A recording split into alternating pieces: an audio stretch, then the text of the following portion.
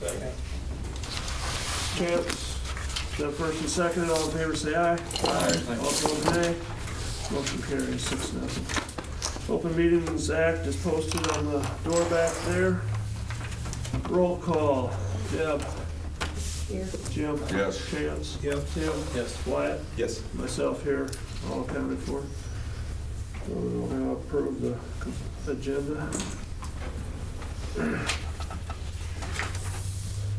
Maybe number 16 is really not so much on the football field lights. It's for the electrical work that needs to be done in preparation for them. So it's not exactly what needs to be, approved tonight, but 'cause I thought that that the bid amount was going to be higher than what was approved last month, but the bid amount is actually the same. But there's a little prep work in the electrical necessity for that. And so I'll have that for you on item 16. Okay. So do we need to change the wording on that, or we just? I don't think so. I guess I just explained that in advance that, so I guess it's a little misleading, but that information did change a little bit since the packet came out Thursday. Okay. Anybody see anything else that needs to be brought up? Okay, if not, I'll entertain a motion to approve the agenda.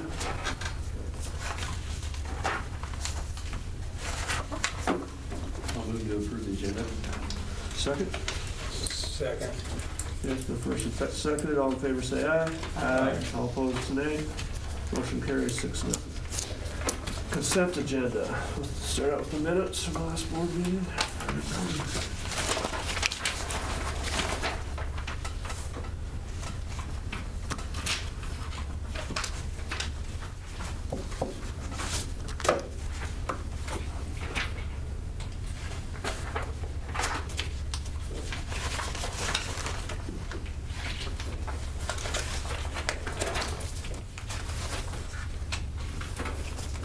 As anything on the minutes, we'll move on to the financials.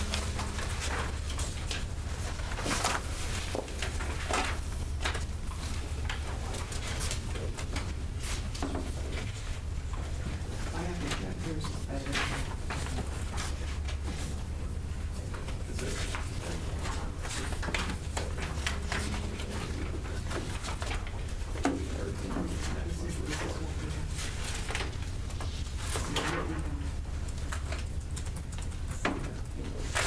We have, look at this real close, we have enough to cover our bills this month, we're talking about running Still out. waiting on figure those, so.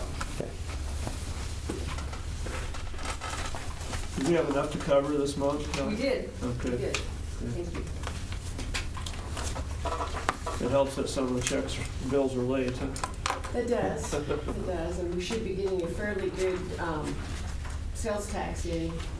Didn't get quite what I wanted from Pierce County, so I'm hoping Antelope County will pick up the slack this month, so we'll see. Does a phone call help?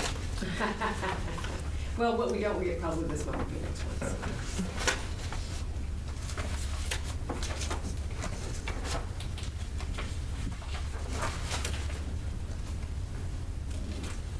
Okay, there's no questions on that, we'll go to the claims.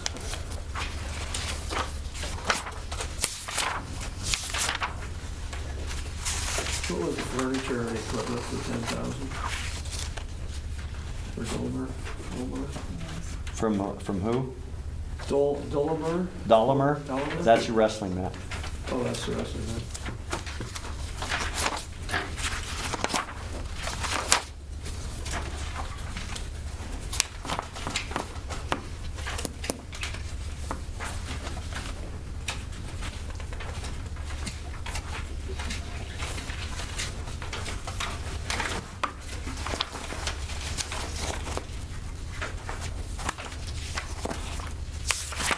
And the claims are a little bit short because we haven't got any sped. That's where we have that ESU rate, yes. ESU, yeah, Yes, that's which is usually one of our biggest. Yeah. Don't think we got, checks. we didn't get Overland either, but that's a smaller one. We got MSM, but ESU rate is the big one.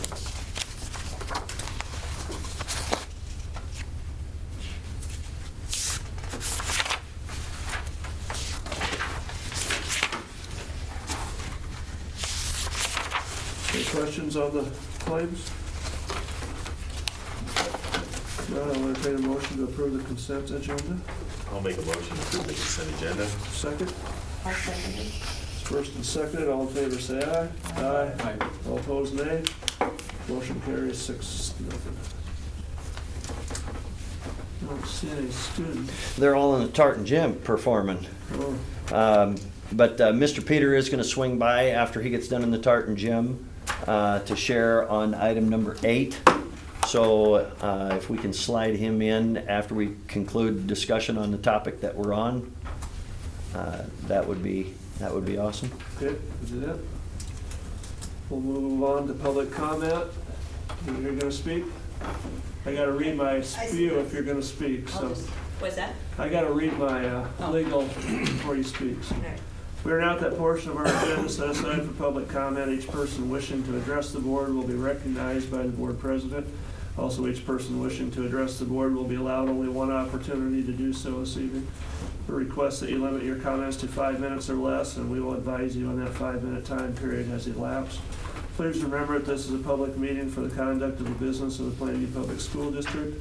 Offensive language, personal attacks, and hostile conduct will not be tolerated. You should be further advised there is no legal protection for any comments that are made. So if you'd like to speak, please state your name and stand and speak. I said. Joe Beth Dorn. I've talked to a few of you guys regarding my concern with the junior high sports being after school, okay? I've probably talked to half of you, the other half I have not, probably because you don't have a kid necessarily in junior high. I guess is probably why I called those who did. But regardless, obviously my biggest concern with the sports, and I have a 7th grade daughter right now, it's been a hassle, to say the least, to run back and forth, okay? It's after school. Obviously the biggest concern is she can't drive. We all know that. So my biggest question to you guys is, offsetting the junior high sports to be in after school, what educational gain have they gotten by having to do that? If we're listening to my kid, I'm not too excited on the arrangements that are made currently. So I guess my question to you guys is, what educational gain, better opportunities could there be in the future to having the junior high sports being after school?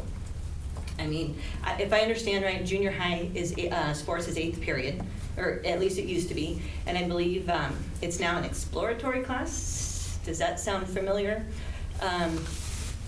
No? Am I wrong? No. Or Yeah, you're not? it's not exploratory. That's 7th period. That's 7th period. Okay, so what is 8th period then? Considered just a, PE and health. but they also rotate. No, that's not part of the rotation for like FCS and ag and art. Correct, but So- some days they have PE, some days they have keyboarding, some days they have something. Every quarter they have a different. During 8th period, Every quarter they have a different rotation during 7th period. During 7th period. but during 8th period, they also have a rotation. 8th period is PE, and they sometimes rotate between PE and health class, Oh. but that doesn't change every quarter. Okay, okay. So some days, depending upon the calendar, they may actually move into junior high sports 8th period. Okay, It's infrequent, Okay. but they do use that time occasionally, rarely, Okay. depending upon the calendar. okay. And with that, I will add, weightlifting is early in the morning. We also have a physical education class during 8th period, as you say, and then you have a 2-hour junior high practice. In my opinion only, that's a lot for those kids. So I just wonder if there's a better fit to use 8th period for those kids, especially mostly because those kids can't drive. I mean, it is a hassle, and I know I'm a minority asking for this, but be that as it may, I've got another one coming, so eventually. So anyways, so my question to you is, and humor me if you will for a moment, but can we incorporate driver's education into our school curriculum? Is that a thing? When I grew up, I did driver's ed during school. During my PE class, we rotated There was 18 in my class, we rotated groups of whatever it was, and it was probably the length of the school year. I don't remember that, but we did it during school. So I just wondered, with that being the biggest concern, can we implement driver's education? Can we implement voter's education? I know Osmond does that. You know, do more What was the second thing you said? voting. Voting Yeah, education? Trevor did that. I missed Osmond's this year. Apparently they did it in January for some reason. But it's not a long course, I know, but I don't know. I'm just throwing out ideas to better utilize 8th period if we're going to take away the junior high sports activity. One other experience I had was Kenzie had basketball from October to January for 2 hours, some of which were 6:30 to 8:30 at night. There wasn't very many of those, but there were some extra running. But then there was nothing from January, February until track started. There was nothing, you know, for sports, you know. So what's better or worse? Having 50 minutes every day for all those months, or 2 hours for just a couple months and then nothing? You know, so that was one of my experiences. And I'm not saying that, you know, for boys it's different because basketball and wrestling, you've got those two sports. I know football, I've talked to some of you, and keep in mind, I don't disagree. 50 minutes is not long enough for junior high sports. I don't disagree with that. I'm just trying to maybe throw out ideas, suggestions. So I'm probably overfed this, guys. Can I ask a question? Like, how come we switched? Because when I was in school, junior high sports were always 4th period. And we got on the bus and went home. And correct me if I'm wrong, Chance, that's block schedule? Yeah. Okay. But why did we ever switch in the first place? From block schedule, you mean? Yeah. I And think then we did. even without having block scheduling, couldn't you do 7th and 8th period be sports? Or study hall? Well, I think they're looking for as much flexibility in the schedule as what they can get. I mean, right now, we're struggling to get kids in band, choir, ag, you name it. So they've switched away from, that's one of the reasons why they went away from block scheduling, wasn't it? Well, I wasn't here for that conversation, so I won't speak to it, but, But, you know, schools have bounced back and forth from block to traditional, and I've worked in both systems as an administrator and as a principal, but they just make a local decision and, you know, on what they feel is best, and that's that. I would love to incorporate driver's ed I would too. into the school day. I gotta have somebody endorsed. We were fortunate to have somebody for 40 years that did that for us, and I don't know that it was ever taught as part of the school curriculum. But if we ever had somebody with that endorsement on their teaching certificate, I would definitely ask Mr. Schmidt to try to find a way to incorporate that into those rotational explorers. Voters ed and hunters ed Yeah, would be valuable to I think it'd kids be too. great. I understand all that. That would be great. Something would have to give, whether it's an FCS or an ag or an art or a keyboarding or whatever, but Well, it'd be nice to have some of those options. I agree. I must misunderstand this 8th period then, because I thought some days they have PE, some days they have other things. And so my thought was, have the same rotation you're doing, but on those every other days, have driver's ed, have whatever. Obviously, I'm not a master in scheduling here, so Yeah, I'll and keep it's- that to you guys. But just a suggestion. Kind of an old school question for you. Farmers, inconvenience, running back and forth. How many times have you heard in the last few years that my kid can't go out because we need him to help, or Well, we can't make it? yeah. Do you hear that yet? I haven't. That doesn't mean it's not said that, I'm sorry, we either need my kid on the farm or my kid. Usually your farm kid's driving a year or two before the city kids, and so it's usually not a problem. But, Right. but I've never heard that as being, a rationale for, but I'm sure it happens. But I want to think touch it's on the rare. burnout thing. I'm sorry. I completely agree with Joe Beth on the burnout deal, because I feel like we push this stuff way too hard. Like, how many kids do we have nowadays that go to college and play sports? And most of them rip their sporting stuff off and they're like, we're done. I played for a year and I was like, this is stupid. Played football all through junior high, high school, go to college. It burns you out. I mean, Some of Why that stuff start isn't. burning them out when they're in junior high? Like, Some this of- seems ridiculous. Like, I'm not gonna lie to you guys, when my kids get to be her kids' age, I'm gonna be pissed too, if it's the Yeah. same way, because I've been to town 4 times today. I know. And Kenzie So- sat in town for 45 minutes after track practice today because they got out early. Now, I'll go the other way on this. Yeah, That was sure. when my oldest, anyway, was in 7th and 8th grade. He had 8 period for sports. Yep. That's it. 45 minutes. Mhm. And you should know, how long does it take you to pad up? Mhm. yeah, I agree. Especially when you're 7th grade. I mean, Yeah. that takes a long Yep. time. By the time they got out to the practice field, they maybe had 20 minutes they were in place, then they'd come back. So it didn't matter if that was wrestling or basketball or whatever. And that Yep. was, so then the next year then, they decided, well, obviously 45 minutes isn't enough. So then they started asking the kids to stay after school. Mhm. And there's a lot of days that I didn't know if he was staying after school or not. And it depended on the coach, Yeah. anyway, and what was coming up that they thought they had an important game or not, anyway. Then it kind of just kept on evolving. I like this, honestly, Mhm. anyway, better because it's structured. I know exactly when my kid can be picked up. Mhm. Anyway, if he needs to have a ride, right now Reese drives, so that's an advantage that he has over Kenzie. Yep. I understand that. Sure. But at least I know where he's at when he's gonna be home. Sure. Whereas before, it was kind of up to the coach's discretion Gotcha. completely. Mhm. And that was frustrating to me. And as far as the weightlifting goes in the morning, I know that's not required though either. mandatory. It's It is not, and that is why my. But it's also, when I played, if you didn't weight lift, you weren't playing. Yeah. It's I don't not so think much Has it that. really changed, guys, Junior- honestly? Let's be Junior high, honest. He's just introducing him to it. Yeah. Okay, It maybe is- not in junior high, but I guarantee it's like that. in It high is school. in high school, you're right. In Yeah, high and I school, know- that's- I know Theirs he- was there all the time in the morning.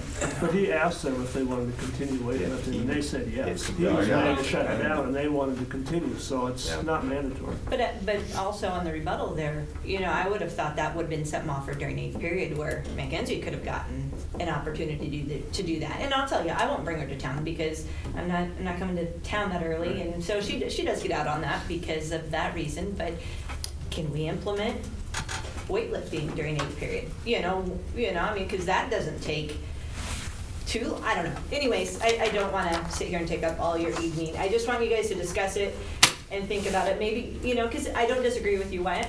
You've got boys, I got a couple girls coming up, so, football is obviously not a thing for me, but, Yeah.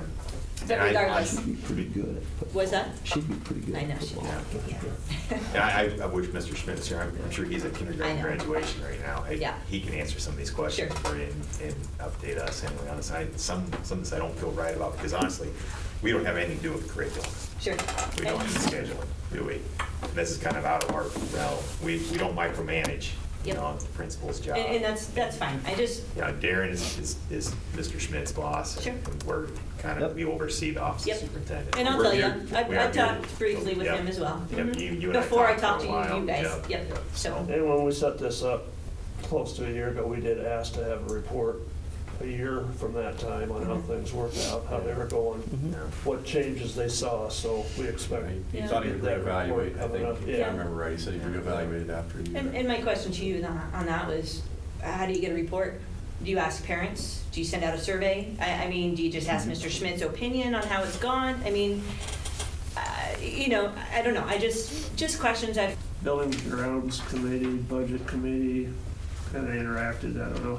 But we started with the budget committee on kind of how we want to spend the money. And we looked at a few things.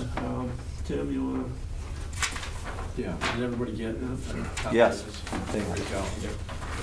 Yeah, Dr. All just broke down how we spent the first round, the CARES money on the Chromebooks, and then this is what he came up with for the second round. You can see that, $231,000. And then the third round, he's estimating to get $500,000. And we've kind of got some projects listed over there that will fall into that category. If you see underneath the special building fund, the balance right now is at $808,000. Expecting another $200 to come in. We pay our elementary, the final payment on the elementary. Then we throw in our track, football lights, the concrete work, the garage, all that stuff we talked about last month. It's going to get us up to $955. So we're looking at about a $50,000 or $75,000 balance into next year. And then and then we did hear that they expect, $500,000 back in there by this time next year, but money will start coming back in September, is when that starts coming back in. So if we can make it through the summer, then we'll start rebuilding that balance. And at that point, we got a lot of big projects kind of done, and we were thinking, it's probably a strong possibility of moving the building levy back down at that point. So we've been at 9.5 cents for how many years? 3. 3 years. It's only been 3 years. Yeah.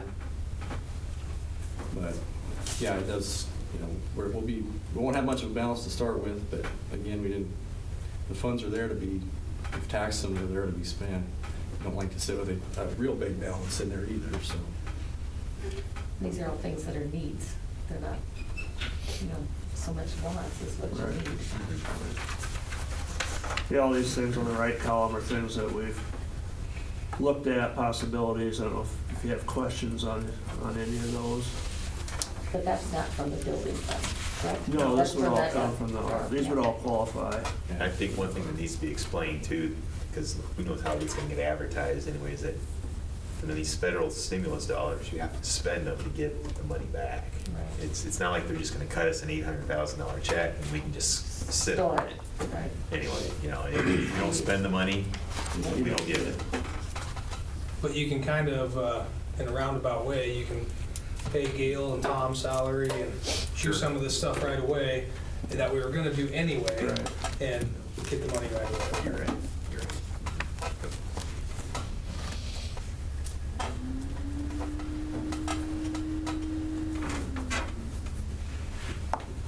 So, yeah, I mean, there's a lot of things on there that,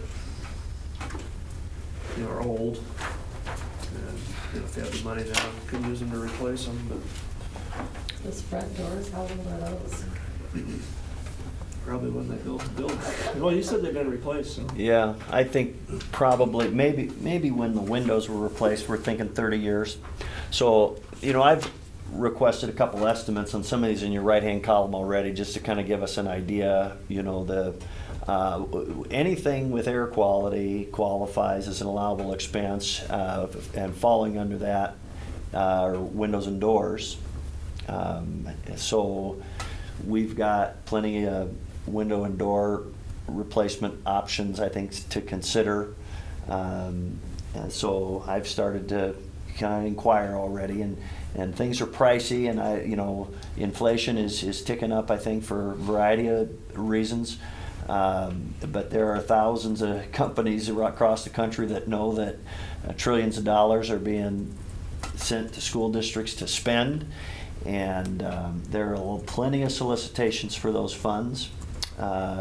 And I don't think you're always maybe going to get their hard and fast bid, because they know you've got money to spend. But so things are just more expensive than you can imagine, But I have a few bids that are in for windows in the ag shop, the doors on the 1920 building,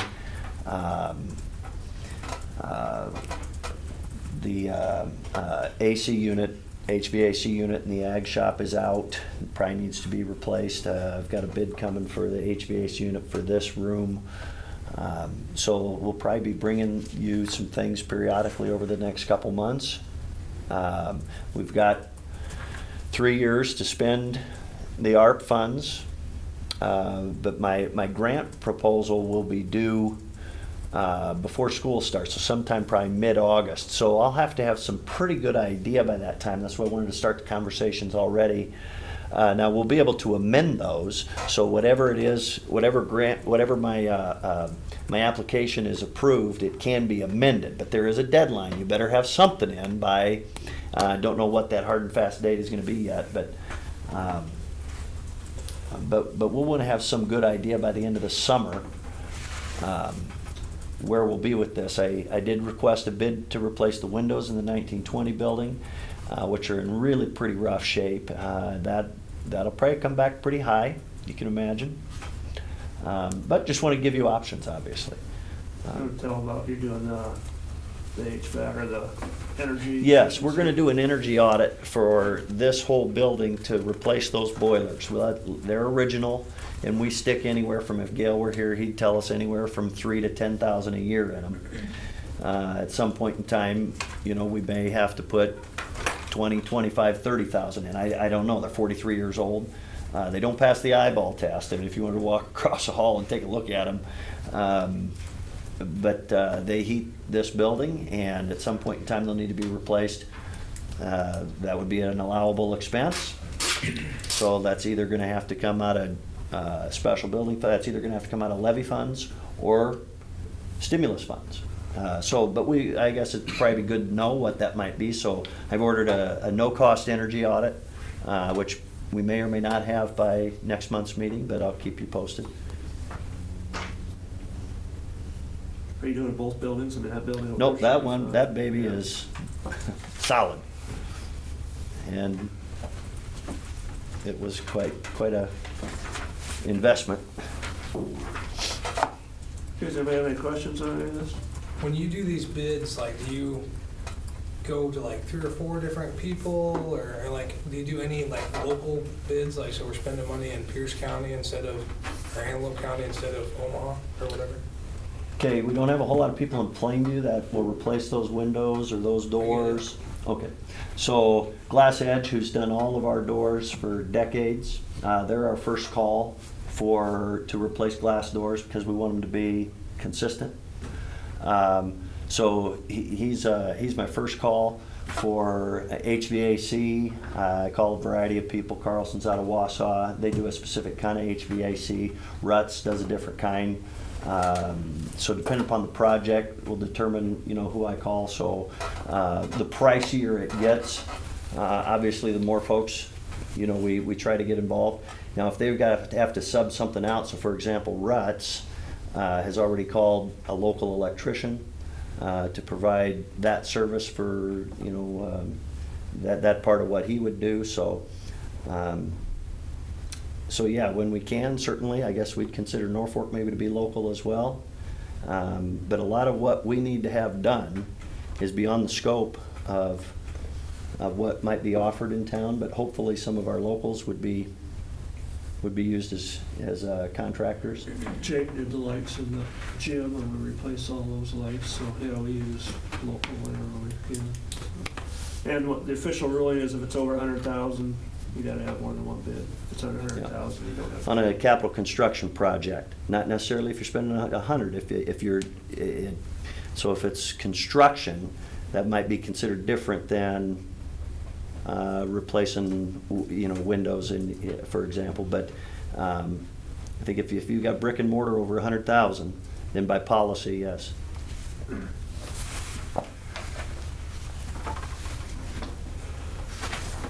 Okay, move on to number 13, Advisory Committee, Deb, Chance, and Jim. So I kind of put this on at your request, Mr. Sauser, after, you know, we sent some specific invitations to some folks to attend our Shadow Day that Mr. Schmidt arranged. But just, and also I guess to keep the advisory committee informed that, you know, we're kind of going to try to move in line with the school improvement committee and our academic goal or goals that are set, and try align board goals with that as best we can. So we've been kind of, you know, slow playing, really getting started with some action, I think, on that committee. What's our plan then? As committee members, what should our plan be right now? Well, Isn't this what we were waiting for, the school improvement? I mean, for our external visit. External visit. Yep, for our external visit, that report has come out, obviously, and so there's nothing in that would lead us to some kind of we need to establish some immediate goals here, get some action going. Right. You know, we anticipate a literacy goal, reading and writing. That hasn't been established yet or articulated specifically yet. Working on mission might be, as Mr. Schmidt's committee and leadership team are working on mission statement. I think this committee could could definitely provide some good input maybe with our school's mission statement. So whether there's gonna be some movement on that this summer yet or not, I don't know. Okay, you'll let us know when. Yep. I was a little worried when I read this. You're like, what did I? This is my did thoughts. Was I in a meeting and I Jim forgot has about a it? report. Jim does not. Well, I just kind of like to keep things. I you know, agree, rolling. 100%. Didn't do anything.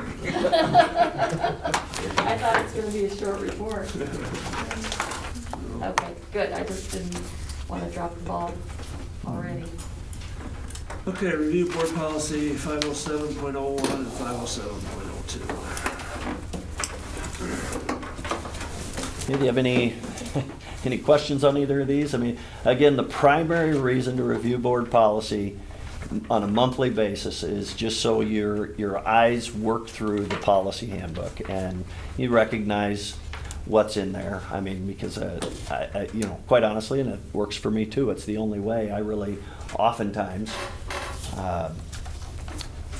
get through the handbook and see what's in here, read the language, see if it's appropriate, see if it needs to be updated.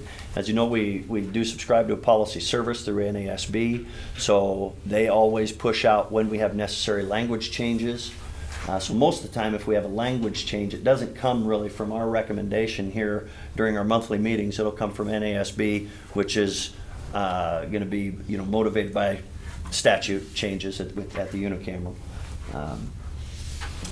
So I don't have any recommendations for language change on either of these, but I'll certainly entertain any questions you might have. There's a lot in there in the records. Yep. Who you allow and don't allow, and when you allow them, and when you notify Yep. them that they're no longer allowed. And I mean, like when they turn 18, do you have to notify all their parents that they're no longer allowed to get their records? No, we don't, but when the FERPA rules changed all that one quite a bit, obviously.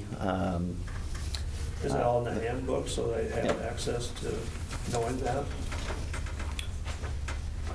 Are Or policies referenced. on the website? The policies are, yeah. Yeah. So yeah, it's there.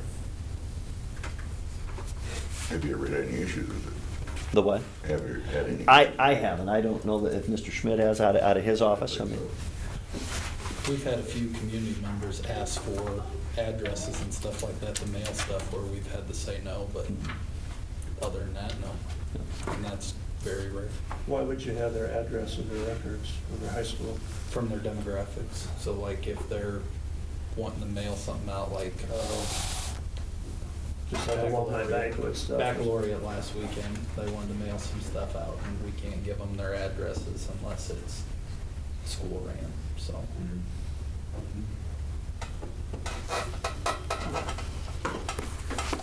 I'm glad you guys keep track of that.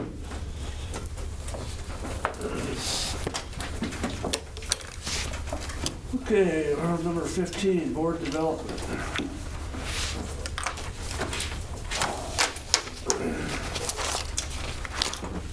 Supposed to read the well, let's board- maybe lead with board- Mrs. Jensen, who had some face-to-face board development since last meeting. I did. I really enjoyed going. I sat with a group of men from various schools, and it was a really good discussion on what they do for board development. None of the schools that I sat with review their policies. They don't even know where they're at. So they were really interested in what you guys have started. And we're gonna take that back to their boards also. And one of them was a board president for the past 8 years. And he's like, I don't even know where you find the policies. And actually, this is kind of a bigger community. So I thought, golly, Plainview's doing really well. But they really appreciate knowing about that. One school in Broken Bow, they actually, because I asked, what do you do for board development? Because I've learned a lot from the webinars I watched and then going that day. And Broken Bow, they meet, I think it's the first or second Monday of the month, and they just do board development. They talk about how they can become a better board, what policies mean, how they can better serve the community. And then that's not even their board meeting, that's the following Monday. So they're prepared and they know what's going on. That's a lot of time to give up, I know that too, but But one of the things I took away was a board that is continuously learning, and that was myself, member that's learning and doing development and professional development, then we become a stronger board. If we work together and develop together, and we're more effective that way. I did learn a lot also, things that I thought I was pretty smart after the webinars, all those hours, but I have a lot to learn yet. So I guess my biggest takeaway was I'm not finished learning. And I would like to see us as a board do some professional development. If it means going through a little segment of this, and then next time we meet, just talk about it, because I read some more of this even after that night, because I thought, oh gosh, I forgot about this or that. So it was very beneficial. I would recommend going to those kind of things. There's so much in just what we read today. I mean, Oh. you can read this 10 times and get something new out of it. Absolutely, and that's what I felt too. Yeah. And, you know, I was interested in how they were doing their professional development. But everybody agreed at the table that they felt more effective when they communicated as a group and talked about different, the do's and the don'ts and what they learned. So, yeah. I think you get more on the same page as a board instead of not Absolutely. knowing how you do this or do that, but And I think you know how to yeah. do it, so And we all that- have different opinions. about it. Absolutely, and I'm the first one to admit, this is all new to me, but I'm interested in learning. So, it was very good.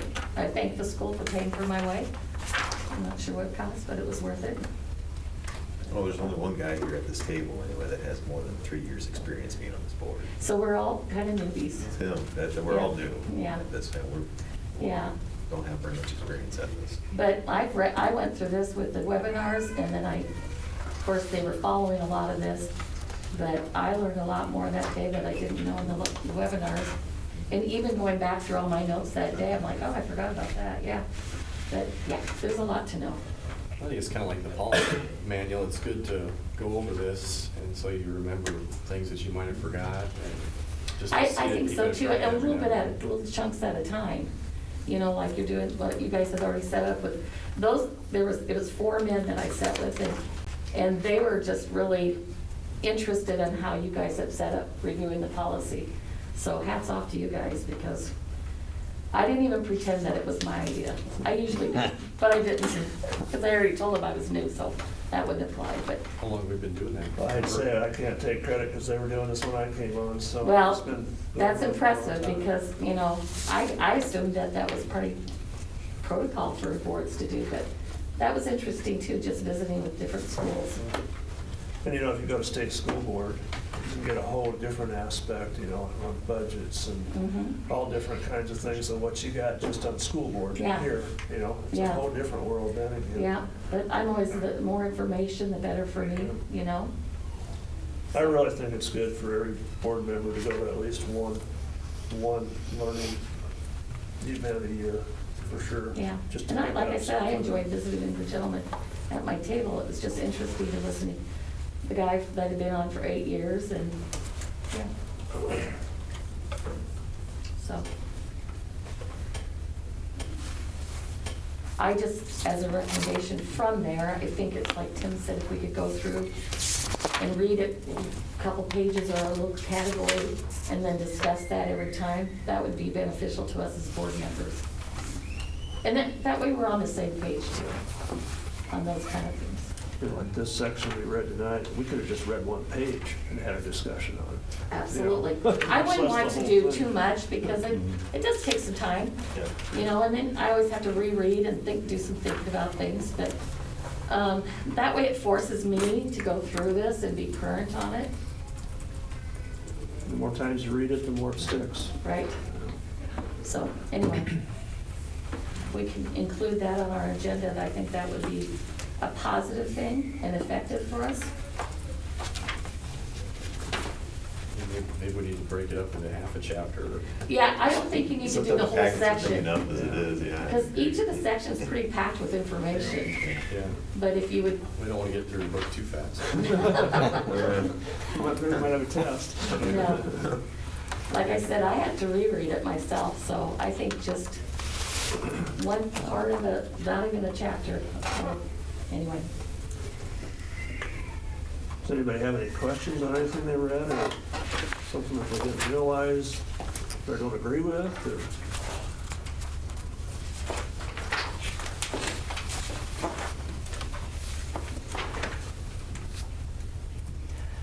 I would comment that I know the most challenging thing I would expect for a school board member in a smaller school district is to follow chain of command. Because your stakeholders are probably neighbors, friends, whoever. People that feel comfortable giving you a call to ask a question about school, oftentimes about personnel. And so I know it's not human nature to say what really needs to be said.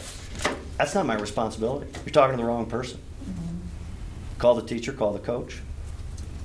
That's where it's got to start, or, you know, or maybe the principal. I don't know, but it's not.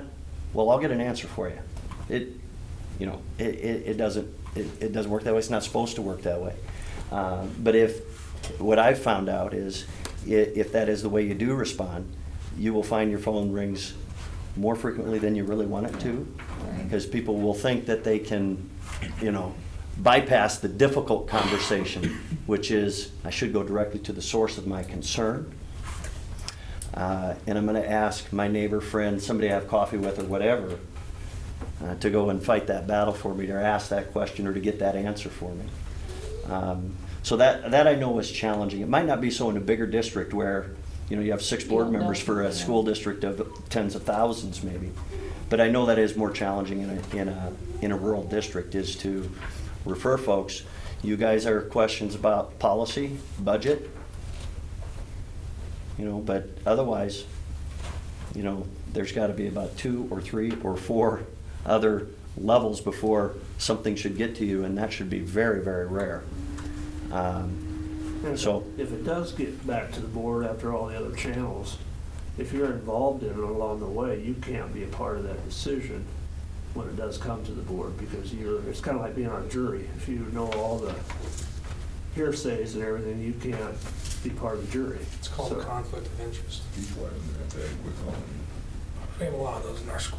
Sounds like Joe Beth, sounds like you did the right thing. You talked to the principals? No, it sounds like you so. did. No? You guys can yell at me later. No? It's fine.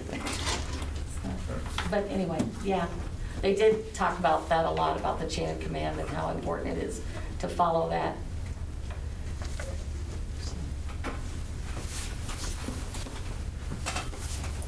Okay, so I guess one thing to take out of this is don't assign so much homework the next time. yeah, Portions. and we can roll that over if you want an extension to your assignment, due date. You can do that. Now, I take that part of policy very seriously, that the superintendent is to direct board development. And so, I hope we can all go to Omaha the Wednesday, Thursday, Friday before Thanksgiving. That's always school board convention. And it is a terrific experience, but more than anything, maybe, is the time that we just spend together outside of this room. And I just think that's valuable. I think that's worthy. So I know it's not easy, but there's probably never really a good time to where you could go away for 2 nights. But that's always Wednesday, Thursday, Friday before Thanksgiving. So something to think about. It's downtown, held at the CHI. And they did talk about, some had like fall retreats, boards. Yeah, you're supposed to have a retreat every year. Okay, We haven't been very good at doing that. okay. Well, that would be something else that would be beneficial too. We had the one night Marcia came in. Is that? Yeah. Well, this is where It's they. a little different, but yeah. Well, I was there for More that like a night walk-in, too. have a retreat. Oh, we had Dan Ernst come in one time and give a talk Yeah. too a while back. I This don't would think be, they anybody's talked about it around. being a working retreat. Right. you It's know, good to amongst get the out board. of this No environment speakers. right here if you can. Yeah. But- Anyway, I have a lot to learn, is what I found out. There's one way to learn it, to jump out both feet.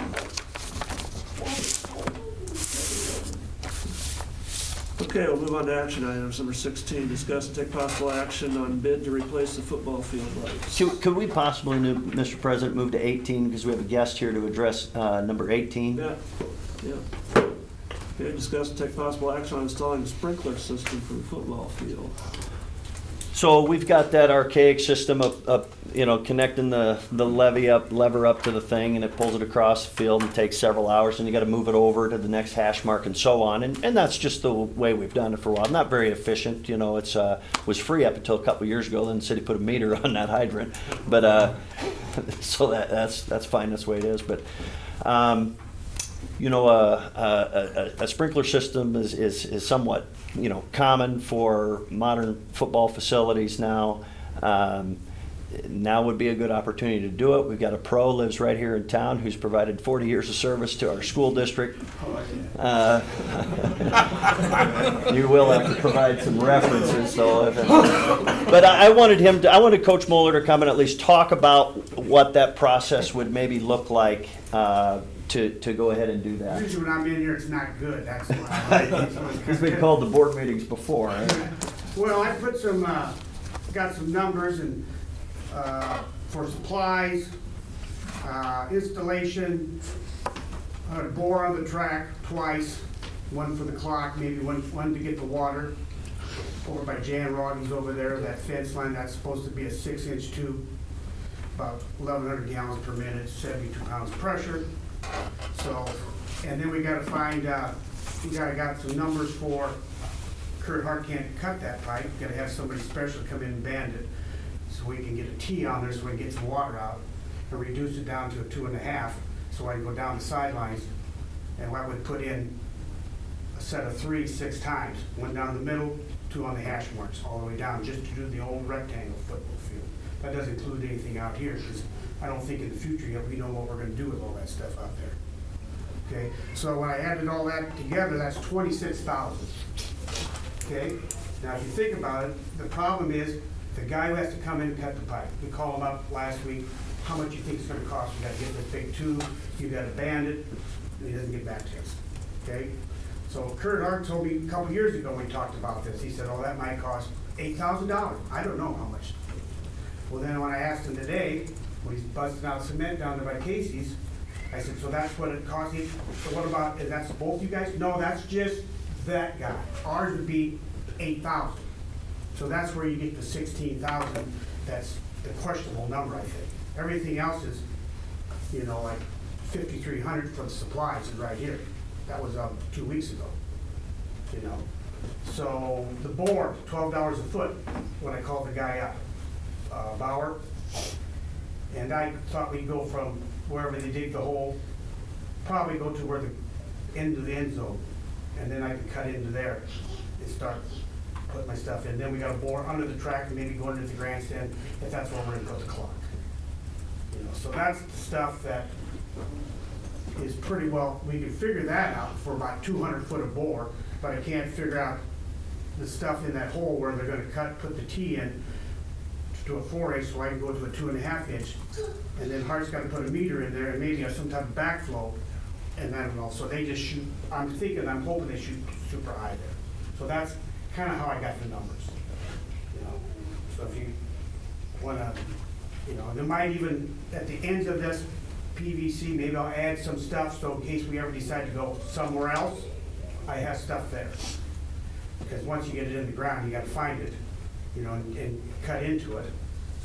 And the other question would be, if I bore under it one time, and then the second time under the 50, under the grandstand, do you want an extra bore in there somewhere for emergency type thing?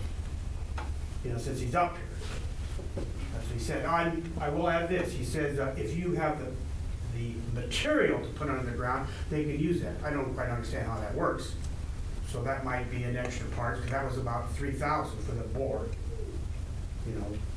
So you bore a hole and then put a PVC in there so there's. I don't know, mine are gonna be like 20 foot long. We just glue them together, and then I kind of look down the field and I gotta think, well, I'm gonna cut it here, put a T in, put my valve in, then I go this way. You don't vibroplow yours in, you actually trench it? I have a trencher, but I cannot trench straight going backward. You know what I mean? So Does she have GPS on her? But I have a small trencher that I've used before, but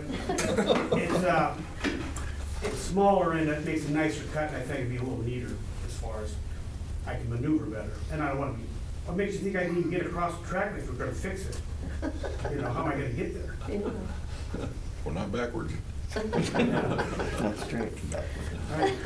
So now we're done with that part. I don't know what that's, it's just 18 heads. They're supposed to shoot over 50. That doesn't get me, and that's okay, because I don't really shoot it on the track anyway. You know, I have to put something, someday maybe, we'll go on the outside, fill it in when we feel the need, or when we got it all planned for sure. I'd like to put some water maybe on the sidelines. Ever since I've been here, we have to drag water from the baseball field. Junior high kids gonna drag that down there. And you gotta put something that's underground, so kind of like hydraulics. You punch it, take the lid off, punch it in, twist it, then you can have water. So you don't have to carry it across. This has to be done Possibility, that's before just the extra track, stuff I'm right? thinking about, you know, when I'm doing this stuff. How's the There's no hydrants down there? No, Before underneath the track. you always gotta bring the water to Well, it. the bottom of the We need to fix that. We need water on the sidelines, Yeah. especially ours. Well, that's what I was thinking, put it on our side, if they want water, they come over get it. Isn't that how it works? Jeez. Honestly, That's how those little kids do water straight. We tease them a little bit on their way over. So your sprinklers will all make full rotations? Yeah, they'll be, They well, overlap? it's 200 foot from back stretch to front stretch. So you put one in the middle, so it goes, 50 that way, 50 this way. So to go back and forth. So your side ones make half circles then, or they go all the way The around? sides will only get one circle, right? Yeah, because the middle one will double lap, so those won't be, it feels smaller. I don't know what this 8-man's width is. 40 yards, so So instead of being 53. 120 feet. See, that's kind of how, so that someday would probably need something. You'd probably put sprinklers in that shoot close to the ground, instead of one getting up in the air where the wind takes it, then you put them in some that shoot like 4 foot off the ground. Don't shoot as far, but the water doesn't get away from you. Where do the sprinklers go when they're like down? You don't have to worry about like tripping Well, on them? probably should put them a little bit lower than normal, I'm just thinking about rolling an ankle or something. On the ones in the middle of the field. I mean, they just said put falcons in. I put a few of those in. When I did the infield of the baseball field about 10 years ago. And if people don't know it, they tilled it up and they busted them, they get the water out, and PVC doesn't drain real well. So this wall supposedly have to put some drains in there, both ends. But I just figured out, it's got like every 16.6 yards, you gotta put a head. Will these drain themselves then, or they have to be blown out? I'll blow them out. You'll do it? Yeah, well, we'll put drains in the pit, I gotta call the guy, because we do have a crown. What about the other side? I'm just gonna evaporate, I like to stick something in there. 'Cause I Who's can't gonna do guarantee it? that Who's gonna do it when you can't do it anymore? somebody younger probably. You can open up the manor and let me in. I could use a little airing out by that time. Yeah. But it would be something that the janitor could take care of. Well, I hope so. When we did the baseball field, it's just the hardest part was getting the steel lid off the top. You gotta have like a bail hook, Sounds to me like you need to drag more hoses to get more arm strength. There's enough work out there to keep me busy. Well, Mr. Mueller, would the board need, if they approve tonight or if they approve next month, or what would that do to your time schedule? I mean, when would you want a decision if we wanted this done before football I got stuff to season? do yet first month, so if you want to put it off till June or May. I mean, I don't know is there any other, I just wanted to bring this to your consideration. I mean, we've got a local guy that can do it, that can service them for a few years yet. And it's, like he said, I mean, it's not, I think we could easily train somebody to, in post-Mueller years, but just, something to consider. It's, Well, I don't think you want to do it real late, because if I got, trench it in, we got dirt and soil, I want that to settle. Yeah, I Get it mean, checked back in, we wouldn't want to play football on it a week after you do it. Yeah, the water there will help it settle in too, but just by water. It's easy True. before the grass gets stretched from me. It'll probably be a little harder in July, of course, it's a little warmer, sometimes I don't work too long. We'll get you There's not many shade trees out there, you know. So why do we need to put a meter in? Talk to Hart. If you got some questions about the How about that guy 8,000, back there? You guys are off on a bigger levy base. Oh, that's For what. farmers, we don't have that here, sorry. Well, what else was in there? You said, you said a backflow? Backflow, yeah, you asked me about. Or if there's a surge in water pressure and we just fertilize, we don't suck all that water back into the main water supply. And water metering, of course, and I don't know what they mean by bands.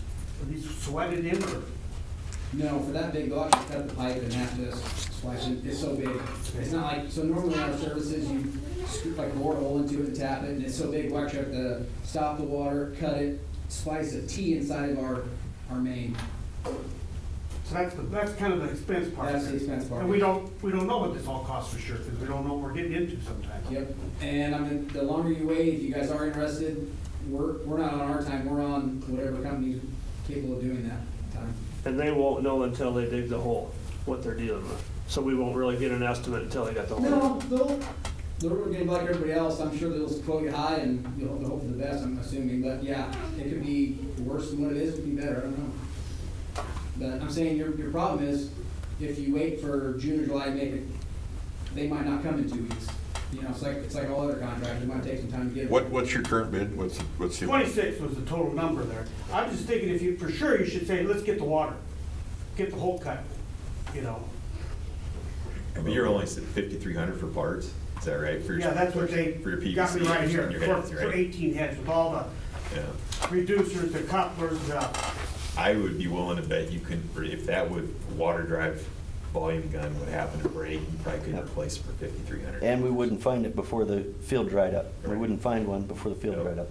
It's, but this is like 72 pounds of pressure coming off that, that's what the Hart says, you know, these are all kind of estimates, but and you've got an ocean there basically to tap into, you got plenty it's a lot of water. Yeah. And I'm running 2.5 inch, and then we run, you know, 2 inch to the valve, and then it reduces down to 1.5, and then it's to 1 at the end.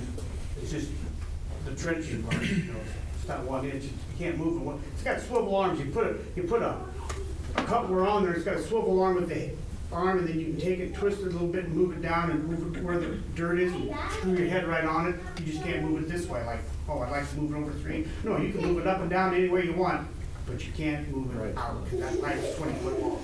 Or you can move, I guess you can slim that trench and move it all over once. I think I'll do that. Yeah, 6 inches off, we'll just water at night. Is that because of the special building fund? That's actually smart. I try to remember pivots at that. It's not an issue. It's not in what? 30,000. Do you have labor in there? You haven't said anything about labor, you just said Well, parts. it's 1,500 for me, that's what's in there. Okay. You need to jack those numbers up, Mr. Moore. This was, like I said, this is 53, the bore is probably around 3. They said, if they have to bring their equipment up, you know, from a long distance, it'd be 500. If they gotta dig that hole for themselves, that'd be another 500. He said, make sure you put that in the bid, but it was 34, but I said 3,000 because I figured the city could probably dig that hole. Of course they can. 50% of the extra cut, so you know how it is. Well, I just thought if we're gonna spend our money, we might as well give it to the city. They want to sell water, so you'd think they'd be willing to I mean, put they the meter should, in yeah. and dig the hole. We sell for the hole or for the pipe, we don't care. So that's kind of the number we're at, so there might be some other things like the PVC, we gotta get that up there, I don't wanna leave that wire underneath this grandstand, it should probably encase it and some stuff like that. If I'm you not don't, worried about that. if you don't have Coach Moeller do it and you have somebody else do it in 5 years, you're gonna pay more than $1,500 for labor. Yeah. But he doesn't work after 10 a.m. usually, so Well, it gets hot, you know. the manor closes, you know, I gotta get there before they shut the door. Dinner's at 5. I think they eat at 11 or 11. They eat early. Picks me up Tuesday for our northern. We get on a bus and square dance. cross the border. Yeah. Well, I agree. I think the catch point here is gonna be getting your third party scheduled anyway. You know, Bauer Underground and whoever needs to cut that pipe, you know, we probably shouldn't wait on this. Probably need to go ahead and get this scheduled.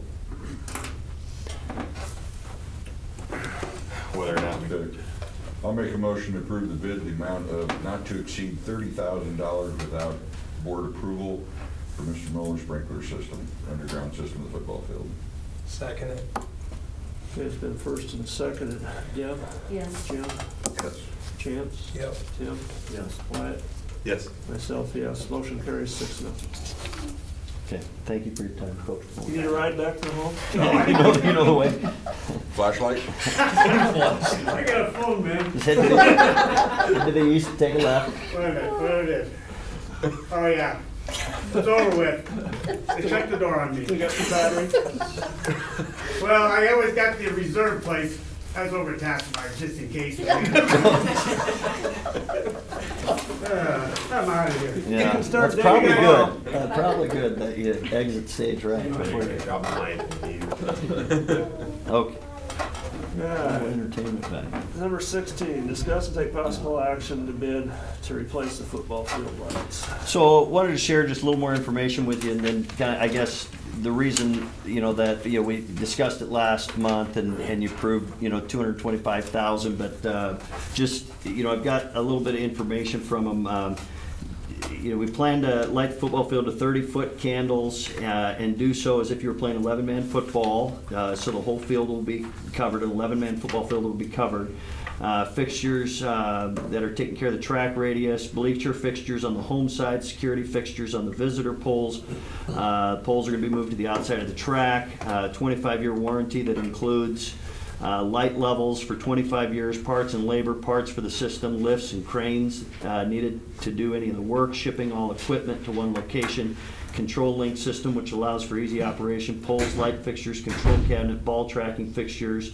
For better playability, Musco checking the light levels once installed, removal of existing poles. I thought we went to towers. Yes. Okay. Yes, 70-foot towers, galvanized concrete work. So, but what wasn't in the $225,000 was electrical services that would have to be subbed out, new service disconnect from utility pole located outside the football field, directional bore, new conduit from proposed utility pole to press box, new panel on the CMU building underneath the bleachers, refeed circuits to the press box. So there's a sub-electrical contract for $94.80 in addition to Musco's bid of $225. So, And then you're talking about the lighting behind it. yeah, because the LEDs are so precise, there's no overspill lighting. I mean, so they could literally light this line to a line. So we've got so much activity that goes on north of the bleachers and the concession stand that receives some spillover lighting. We wanted to make sure that they provided security lights back from the poles. We put them in contact with the guys that have the speakers on the poles, because these poles are very precisely rated for weight and balance. So they've talked with them, so they know exactly where they can mount these things. Security lights on the opposite side, so there'll be something on the back side of the bleachers as well to illuminate the Lincoln and concession stand area. And so then I wanted to share with you just some of the places that Musco has provided service to close around here. Wayne High School, down as small as Dorchester. Memorial Stadium is done by them. David City, Sutherland, their new facilities will be done by this company. And then lots of places in and around Omaha, UNO, Gretna, Papillion, Northeast Community College. So they're very common, been used quite a bit throughout Nebraska and even close enough around here. So I think it's a very, a wise move. Big expenditure, understand, 50 years ago when they put poles and lights up, it's just a different, much more sophisticated system and high-tech system now, but. What's your definition of security lighting? Is it enough? Well, I'm gonna trust the pros, that they know what they would need to provide lighting. It's very shadowy back there already. I already don't like really what we got kids that play back there and all kinds of business. So I think this will Correct. provide better safety for those kids who aren't watching the doggone football game that should be. But I guess, it's, it is what it is. We need to move those lights, and now's the time to have a lifetime. He says they plan on 400 hours per year times 25 years, but they said they'll give you 45 years of service. They said that, once your 25 years is done, once your warranty is done, you're probably still good for another 20. So put them up and not worry about them for 25 years is, and you're paying for that. That's part of the reason it's pricey, is because you're paying a premium for warranty. The poles will last forever, it'll just be the bulbs or whatever inside the LED lights. bags, Yeah. I'm good with it. I'm just concerned, is it enough? Stop lighting. Yeah, Well- to me, I'd like to see the old poles, flip them around on the outside, just have two of them and light that area. Yeah. Traffic, kids, concession stands, Yeah. Safety wise, I just want enough light back there when there's. They've come twice to look at it, and so they know the space, they know their product, they know, so I guess I Go ahead. I trust what they intend to do. It'll be nice to, I don't know that we want additional poles, the 4 galvanized steel ones, and then, those old ones. What they're gonna put on the back is probably gonna be this big, and it's gonna illuminate, multiple times what we have there now, so. Maybe it's the term. Security lighting is security Yeah. light. It's not very much I in my understand. mind. Yeah, So, but I would think that if it's not enough, you could add an additional Yeah. light for less expense than remounting anyway. These LEDs are so bright, Yeah, they It'll be a whole different kind of light. So Jim, do you think of something that you'd like them on all the time for security, or just during football games? Just during football games, I'm just concerned, I just want enough light back there. Yeah. The little kids in traffic, I'm scared somebody's gonna get run over, but the place is daylight. Well, No. it's not like when it's, Yeah. But we do stop through traffic Yeah, during just- games, which is helpful, so we don't have cars through back there. They're to one end and then back out, so we don't have through traffic, but, all I ask is just touch base with them and Yep. our concerns and say, Yep. yeah, it'll be enough light. yep. That's all I want. So we would just, Change the parking situation then? yes, we're gonna lose 2 parking spaces. Just 2? Yeah. Really? Yeah, because those poles are, well, they're gonna take Yours up and this Tim's. I didn't know if you're still gonna be able to park along the field, along the fence line. Oh, yeah, So yeah, will be, huh? but there'll be Okay. a very big pole in the way of one We of could get some the, phone calls if you could, I guarantee you. yeah. He said the poles will be on the north side of the field, about 5 foot outside the fence is where they would be placed, and then on Oh, the okay. south side, they're about 2 to 3 feet on the west pole, and then the east pole's about 4 foot outside the fence. Okay. So it wouldn't affect our runways or anything like that, and the parking spaces from the cars, it's literally 2 spots, and it's just the pole, you can park right next to it, so. Get a door ding every now and then. So essentially, though, I need your approval for their sub-electrician at 9480. What did we approve max on that last one? 600, No, just on the line. 225. 225, and so the bid is 220 or 230?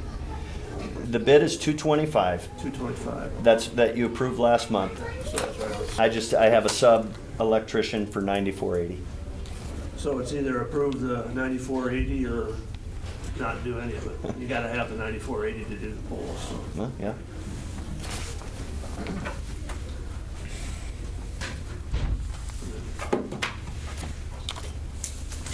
Guess we're gonna do it now, it's time to do it. Are they gonna be boring when you do your electric too? Could you do, when they're electrical, you can do your water too? Because surely they're gonna go underneath the football field to get you their lights, aren't they? They won't have to. They'll go from the from the pole by the alley there straight to the press box. So the only way we would have to go under the track is if we bore the water, which is when they do that. And when they do that, I wanted to bore a PVC pipe so we could run electrical under there. So with the new track, when we host districts, we can use fat timing and have plugins in there and be able to run stuff off of it. So they're gonna go all the way around the track then? Use the other lights? Yes. And most of the light will be Wi-Fi. You like it too, huh? Yeah.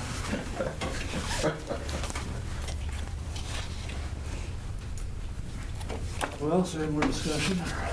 I'm gonna make a motion to approve the 9480th. I'll make a motion. Is the wording back here, right? I'll make a motion to approve the bid for Musco. Just, Yeah.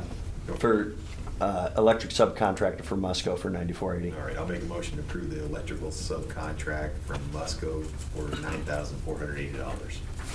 I'll second it. So it's been first and seconded, so Chance? Yeah. Tim? Yes. Wyatt? Yes. Myself, yes. Deb? Yes. Jim? Motion carries 6-0.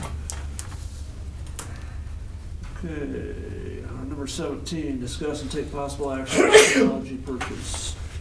We already had that discussion. 35,000 in stimulus 3 would cover Tom's request for next school year. I'll make a motion to approve the technology purchase presented using the ARP funds, $35,000. Second? Okay, it's been first and seconded. Myself, yes. Wyatt? Yes. Tim? Yes. Chance? Yeah. Jim? Yes. Deb? Yes. Motion carries 6-0. Now we're spending money. Number 19, discuss and take possible action on bid to resurface the track. Really don't need to do this. Bid's the same as what we approved last month, so. It's actually quite a bit less, but, I mean, you over budgeted last month, I mean, just in advance of it. I guess your only decision is, do you want a black track for 147 or a red track for 155? Black. I'm fine with black. I think black looks nicer than red myself, anyway. My personal opinion. It's not really our red anyway, it's kind of No, a pink I just- red. Well, it used to be.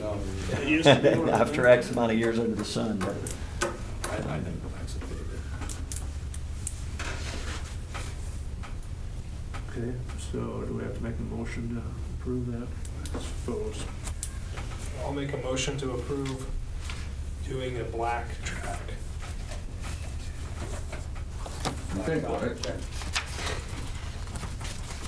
No, I like the red, to tell you the truth, but You do? I think red looks cheap. I No. think the black looks nicer. O'Neill's, we were up at Mr. O'Neill's, they have a Schmidt, brand new one. what's your It's just- opinion? well, when it's brand Definition of it is new, just the really only cool. advantage, well, I would say one advantage to a red track is you can tell deterioration easier because it starts to turn black. And so you know when it's time, when the track is telling you it's time for a structural spray. If it's black, obviously you can't tell as well. But a new track looks great, whether it's black, blue, red, whatever. I mean, they look and feel pretty good. But that was, one of the thoughts of an extra 8,000 is, well, stands out a little bit more, and you can notice wear and tear much quicker. That doesn't make any 8,000, difference. 8,000 to me. Need a vote on color? Yeah, because they're a different price, 155 or 147, What was approved last month 200.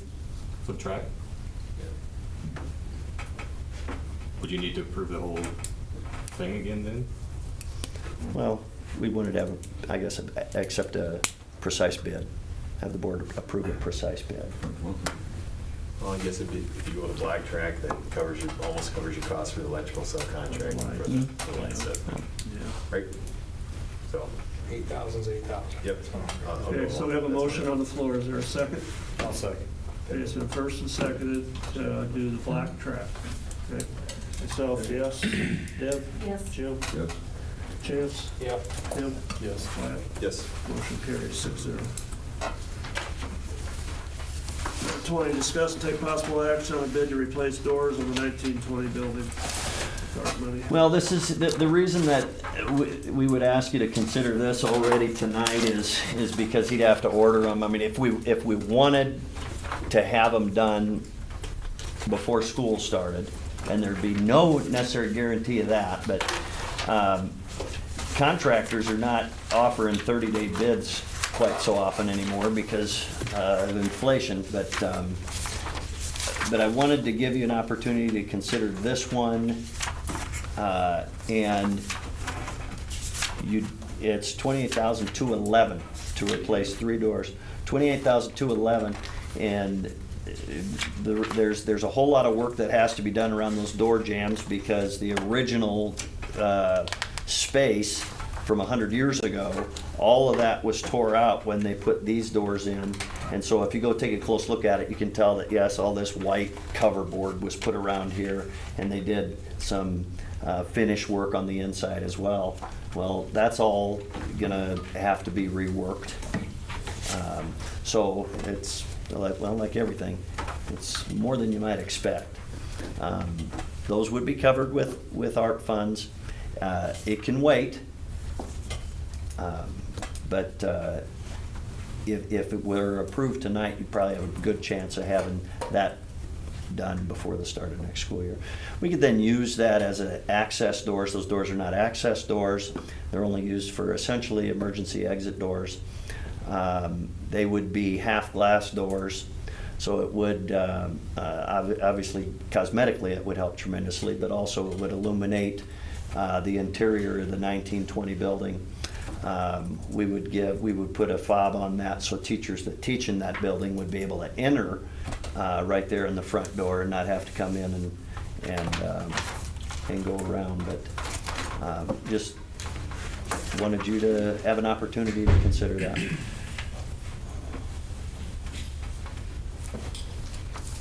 You're talking like those brown doors by to the east of the Victory Bell.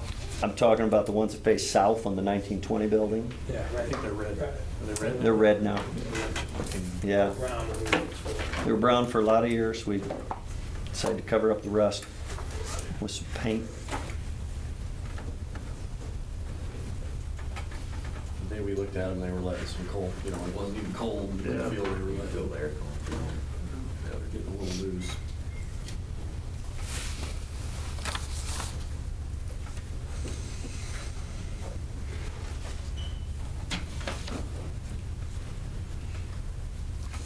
You gotta spend the 500,000 somewhere. Yeah, agreed.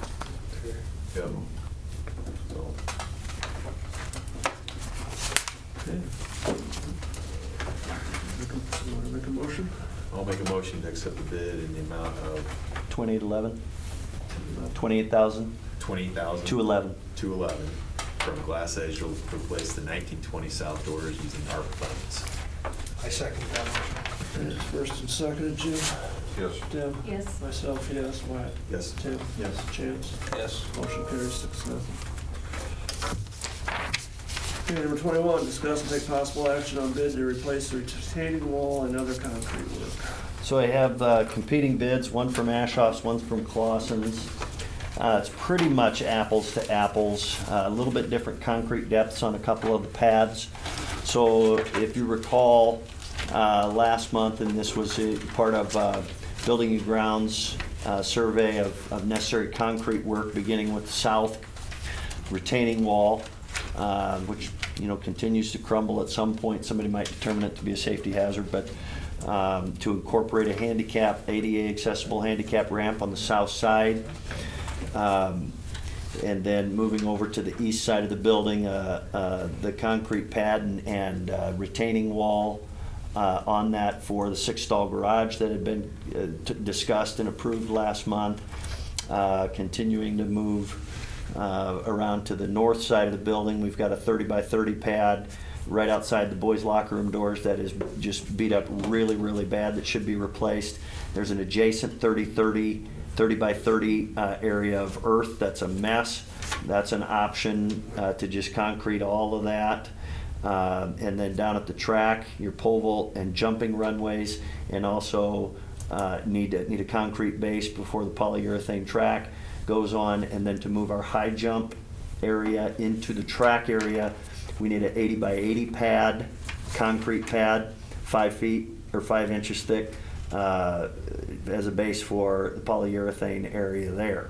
So just quite a variety of areas. We've got a bid from Clausen's at $115,998, and a bid from Ashoff's that came in after last month's meeting, which last month you approved $100,000 for concrete work. The Ashoff bid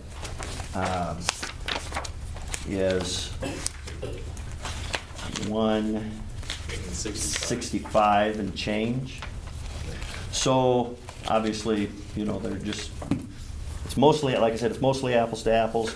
Ashoff's had some 6-inch depth, where Clausen's had some 5. In North End, why would we need 6 inches of rebar? I don't know, I don't plan on driving on any of it. That's what I was asking you guys. I don't think. Or would you want to? Drive on that. Storage, invites, basketball game, park a bus. Not any of the track stuff or the No. sidewalk stuff. None of it, the only thing to be driven on is the garage. Okay, well then we don't need 6 inches. So I don't see a pole vault runway on the Ashoff bid. It says 2 long jump pits and 1 high jump. He actually said high jump. Okay. Yeah, I noticed that too.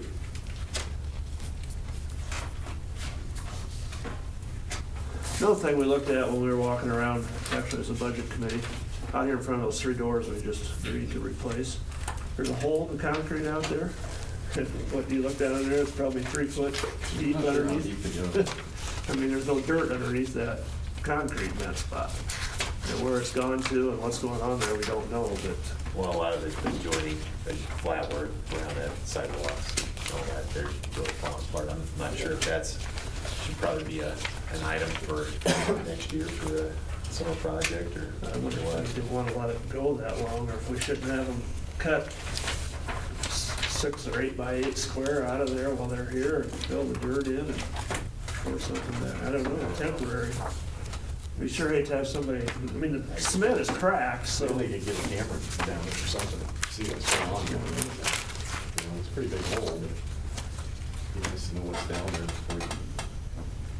Yeah, there's something going on. Yeah, he sure pointed that out as we were walking around there. He said, what's going on here? You know, because when you're walking up facing the 20 building, you can see all that sagging. I said, well, you know, this may be a future project for you. Again, not a lot of traffic there, and as we were walking through, I mean, it'd be different if that was a primary entrance exit and we had a lot of traffic on that step landing, but it's More now if we open the doors. it's yeah, I mean, if our safety guy saw it, he'd probably highly recommend we give that some attention, but So the concrete guys saw it? yeah. Yeah. Well, thinking like Wyatt, if we take the Clausen bid, we'd have enough money left over to fix the other. Does your stormwater come down from underneath there? That whole. Through your grass, like if a pipe broke and walked down? I Uh, think there is a steel grate on one of those sidewalks. There may very well be some runoff that's washing that out under there, but I don't think we've got a downspout on that south side. Just after 100 years, I suppose water finds a way, and there may be something that, you know, I don't know if that was ever all built up, but there's definitely 3 feet of hollow. I would guess 3 feet of hollow underneath those steps. Yeah, and now that we know about it, well, we're kind of liable, so. About You that. trade the north side of the locker room and put money Look at towards the that. steps instead. Take Clausen's bid and get the money for it. Well, then we deplete our building fund down even further. Yeah. We're almost down to nothing by the time we do all this. which- Yeah, but Ashoff's is a lot more than Clausen's. But if theirs Right, was but over, we're already approved. We're already assuming we'll Oh. take Clausen's bid. What do we We're approve? approving a dollar amount tonight. Okay. I mean, how it gets used anyway, if we think there's priority there anyway. I mean, we can kind of leave that up to Dr. Earl, I guess, the concrete guys anyway, but. Well, obviously, I think that's over the what- course of some time, we'd bring, I would think that's gonna cause us more problem than what the locker room Yeah, is those gonna two cause us pads right there. immediately. you know. Yeah. The thing is, It's bad. how much do you wanna put into this without doing the whole thing, where the whole thing needs to be done, you know, within the next few years? Yeah. Do you wanna patch it now, in 3 years, you tear it all back out again? I think at the least we need to know what's going on down there. Yeah. I agree with that, yeah. Just for safety reasons. And then if Yeah. it's, I mean, it's loud. I could have them, I could have them do a little assessment, you know, whether they could put a camera in there, or whether they'd say, you know what, we're gonna cut out a 3-foot section and we better take a peek, so then they'll be able to tell real quick, I think, if we've got some runoff that's happening routinely, or, And you said there's some cubby holes under the building or something? You have to- not all the way out there. No, but wherever it's closest to the building, isn't there some crawl space or something you said? Maybe we could get Gail down there, make sure we don't have stuff coming in that we don't know about? I don't know that there's a, well, there's a crawl space under the steps, and under, right when you come in the doors on the side, there's a crawl space right under there, but I believe it ends right there at the doors. I don't think there's crawl space that goes beyond the face of the building Well, let's see. So I think you've Make just sure got that we earth don't have anything down there, but down there. I bet those boys, if you have them come and do the work while they're around, they probably give us a pretty good assessment of what we are dealing with.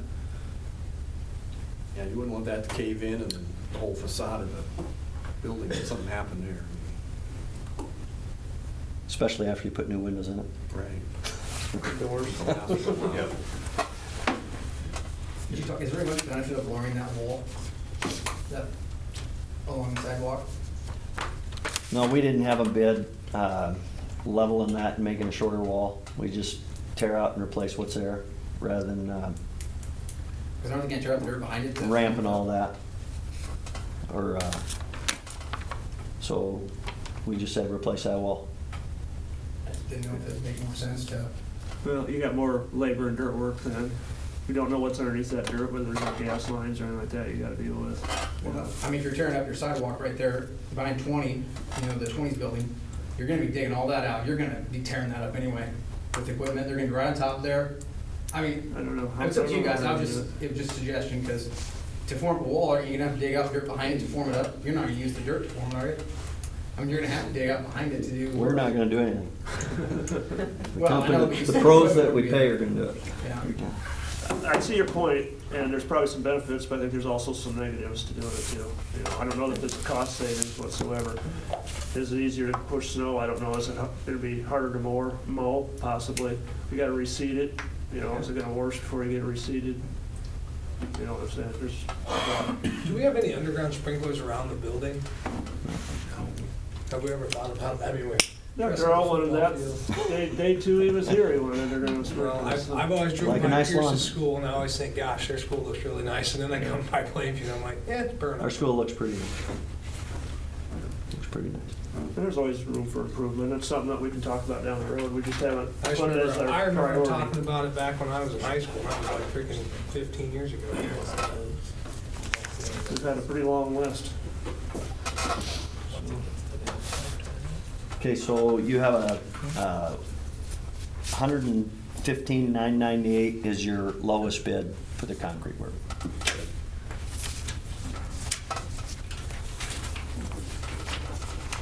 I think we would just accept that bid and then we'll just play with Yeah. out there when they get here. Yep. Might have to wait for something else. Yeah, This is might have to take a huge this off percent. to add to that or Yeah. whatever.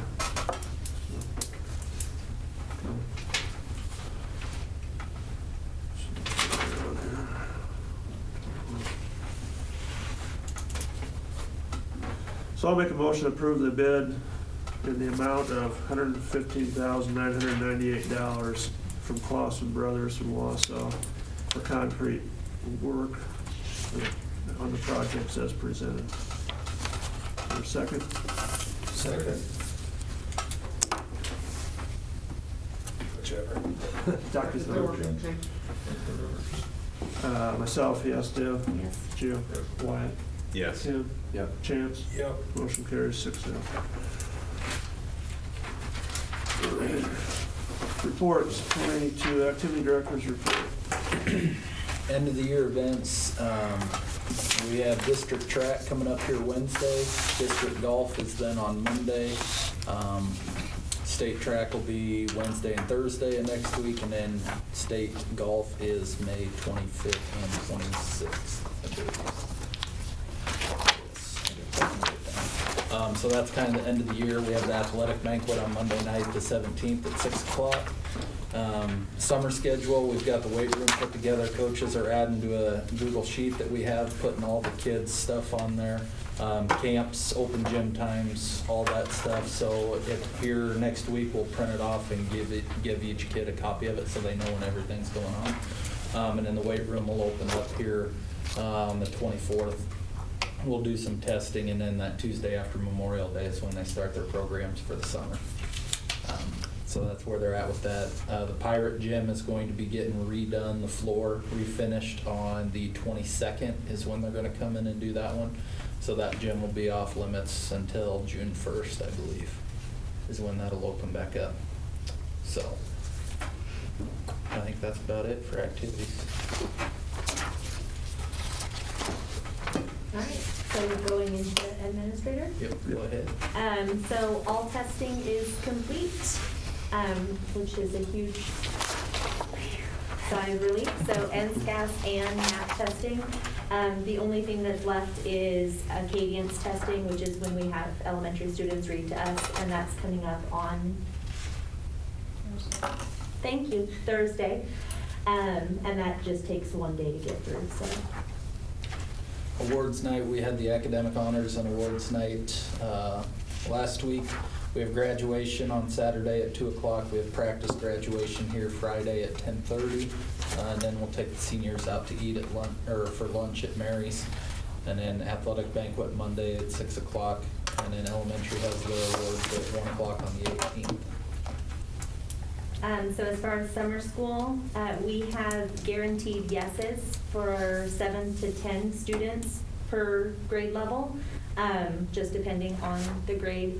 And all of the teachers are ready to go.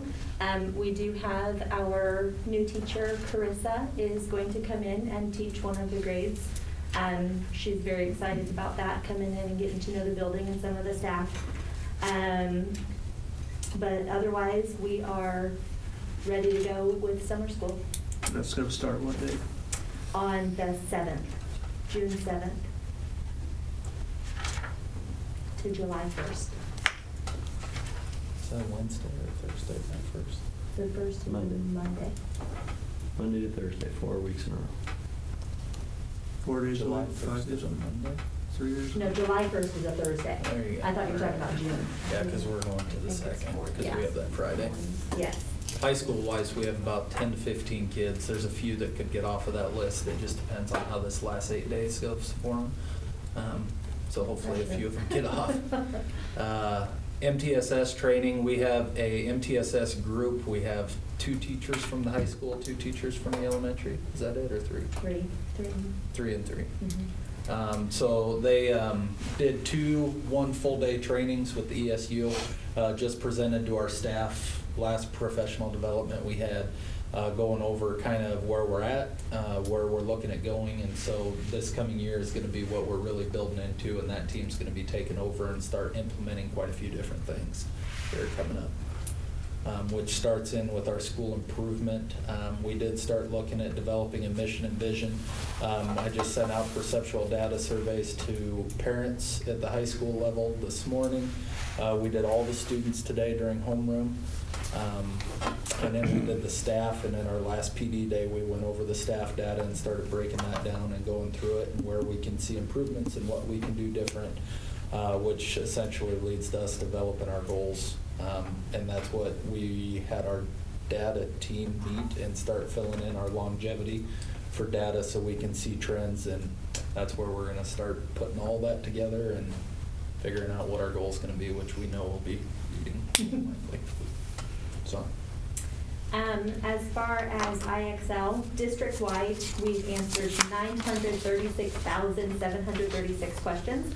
So hoping to get to the million, which would be awesome. So on an average, that means from kindergarten all the way through 12, that's 30 skills that they've mastered per student. So that's pretty impressive. District-wide, though, we've got 9,542 skills mastered. So it's just super impressive to see that. And I really do think that IXL helped with our scores on map testing. So again, thank you for allowing that purchase. Do you have those score results back yet? For map test, yes. And I can send you, the board, a breakdown. It was in my last parent newsletter talking about the gains for each specific area at each grade level. But I can share that information with the board as well. Why don't you bring it next meeting and then we can, if we have questions or whatever. Okay, sure. Appreciate it. Yeah. And then the last one, random drug testing policy. Started putting that policy together, tailored to us, and talked with Dr. Arnold about it and having the policy committee get together and be a part of finishing that before we bring it to the board, so that way you guys have a say in what that would look like. But really just took about 4 or 5 policies from neighboring schools, pulled out pieces we like from them, putting it all together, and kind of building our own policy when it comes to that. So I'll be able to share that with you guys. Hopefully we can meet before the June meeting, that way we can bring a policy before you guys for that, moving forward. I guess on one last note for the administrator report, we just finished our elementary spring concert and kindergarten graduation. Finished with a bang with our 6th grade doing some synchronized swimming. So that was pretty fabulous. Lots of laughs in the gym with that. So.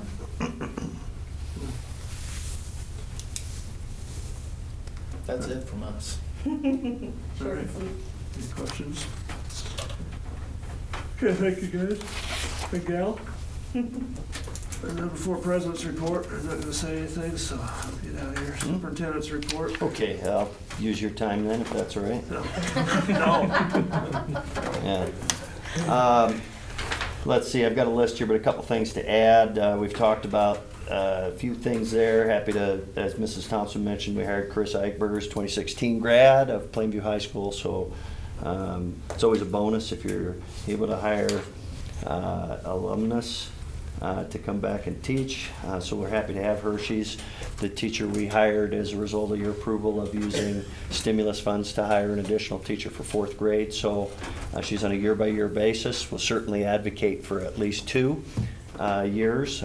She understands that, and so it would be just a really great fit. The grant app was complete for the ESSER 2 funds, expecting as soon as I get that confirmed dollar amount, and it might be the end of the week. We were told May 15th. I'll shoot that to you. They told us 2.2%, 2.2 times the amount of your ESSER 2 funds, so sure hoping that we'll see a 5 as the first figure of those since we started spending it already. I applied for fresh fruit and vegetable program. We'll find out if we get that. That means we'll be providing snacks for fresh fruits and vegetable snacks for elementary kids 3 to 5 days a week in the afternoon.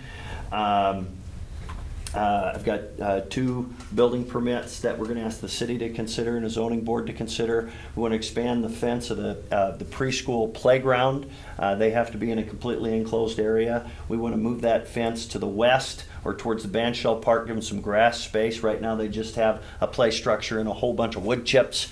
We want to essentially double the size of that, and so we're going to take that to the city. Another permit is going to require us to get a surveyor out here to find our lot pins, just to make sure that the garage we want to build on the east side is properly placed.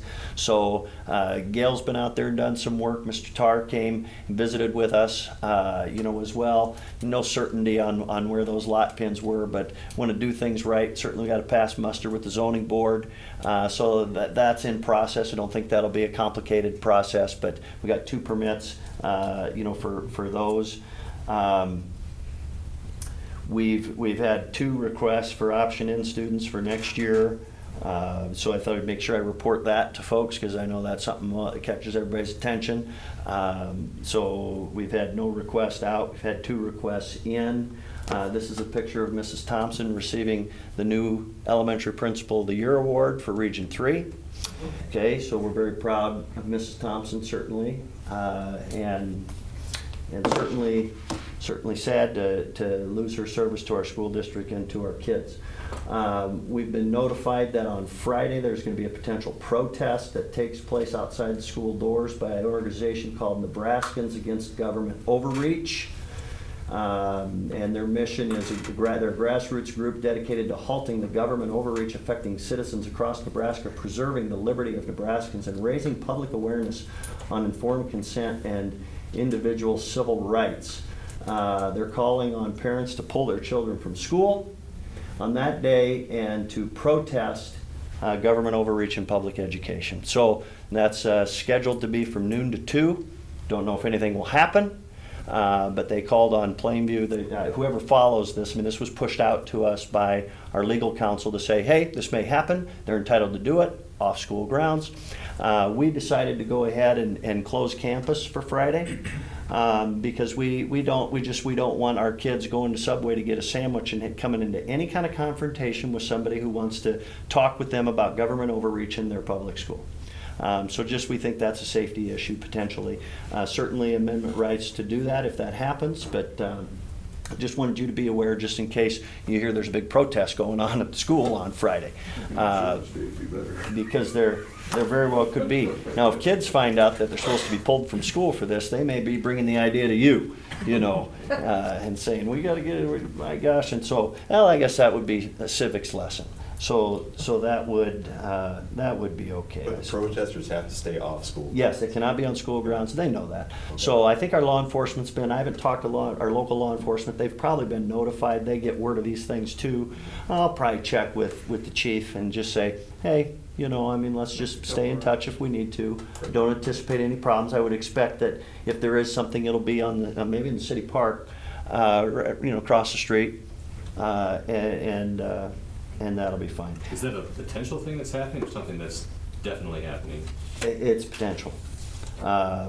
Here, it's going to happen somewhere. I didn't know if Plainview was named specifically somewhere or something, or that's most being statewide. Yeah, it's a statewide thing. It's not just identified. It's so school districts across the state have been notified that this organization is promoting this protest on Friday from noon to 2. So there you go, but you guys just needed a heads up. It's essentially, about, government overreach into public education. A lot of it has to do with these proposed potential health standards that would be, teaching certain things to kids that should be taught in the church and taught at home and so on. Well, schools have taken over a whole lot of things you never would have thought a generation or 2 or 3 ago that they would have to do that parents used to do. But it's got some people concerned, and that is fine. And that is absolutely fine. And folks are going to be entitled to do that. I just wanted you to know, in case you hear there's a mob of people outside the pool, So just there you go. There's our supposed to take place? noon. Well, it's not supposed to take place. Friday noon to 2. Friday noon to 2 is when they're calling on it. Friday noon to 2. Eric just wants to get some pictures. That's Get there earlier. Can't have an early dismissal. Well, if we were really concerned about a safety issue, we probably would do that, Doctor. Honestly, but we're not. We are going to close campus, so kids aren't leaving school grounds during lunch. And from what I understand, they maybe need to get used to it. Sounds like So, Maybe we can have the Anderson do their so calendar. we're all over it. Yep. We're all over it. Don't worry. Just walk out. They've got to let somebody know in the office before Last they time I can checked, walk was in the out. 2 Yes, yes. So Mr. Schmidt has taken necessary precautions to make sure kids don't wander. And so there you go. That's all I have. Thank you. great. Congratulations on your award. Thank you. Yes. Okay. That's been your Well, I didn't know anything about it.